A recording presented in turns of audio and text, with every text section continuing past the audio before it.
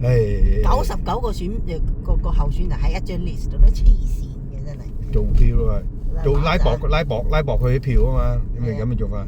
係啊，有個後生仔喺 YouTube 度講，佢話佢喺佢個選區見到嗰啲人工作人員將嗰個 bully 個 bully box 帶翻屋企，佢五個人攞5個箱帶翻屋企，佢打電話走去問嗰個 Election Canada， 嗰個 Election Canada 個女人竟然冇辦法解釋俾佢，佢同我講佢話嗰啲 bully box 應該通常係2個人，話俾2個人每個地方俾2個人帶翻 security place。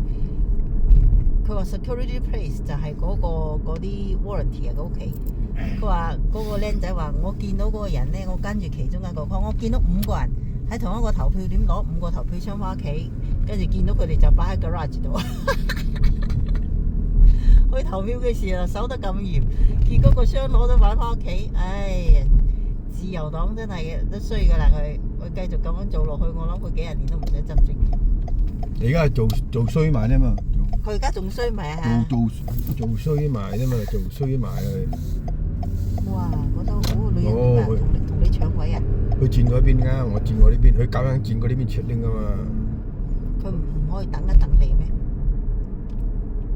係咁㗎啦。你右轉嘅有優先權㗎嘛？風景好靚，去到下低個路口我又暫停啦。